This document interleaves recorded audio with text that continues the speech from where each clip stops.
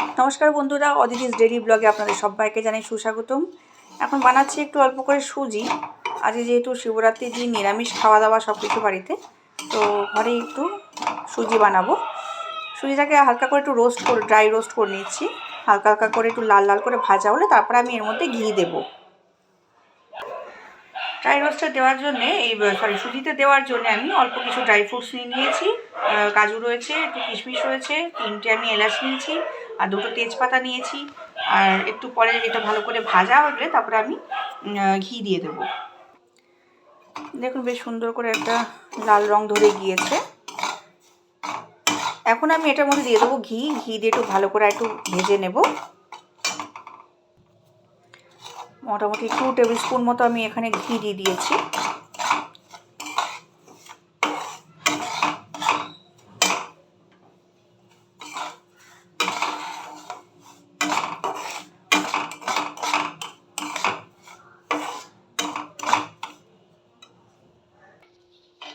বেশ সুন্দর করে ভাজা হয়ে গিয়েছে।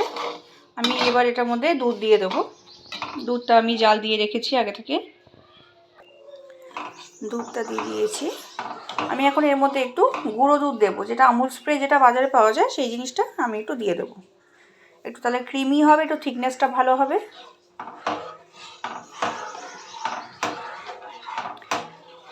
বাকি উপকরণগুলোকে দিয়ে দেবো। এগুলোকে দিয়ে দিচ্ছি।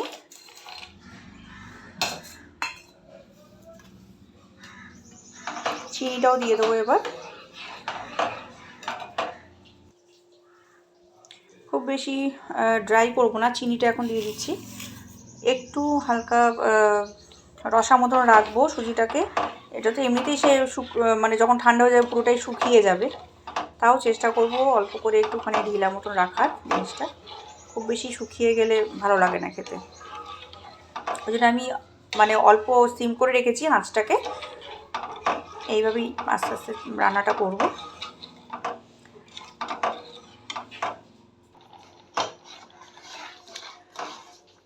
আমি সিমে রেখেই পুরো সুজিটাকে রান্নাটা করছি। দেখুন বেশ ঘন হয়ে এসেছে। আমি এতে খুব সামান্য পরিমাণে একটু নুন দেব, চিনির টেস্টটাকে একটু ব্যালেন্স করার জন্যে, খুবই সামান্য পরিমাণে।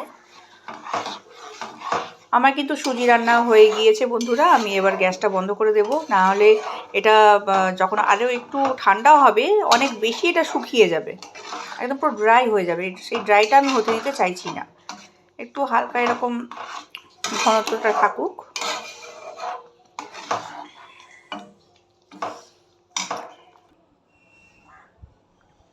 আমার সুজি রান্নাটা কমপ্লিট হয়ে গেছে বন্ধুরা।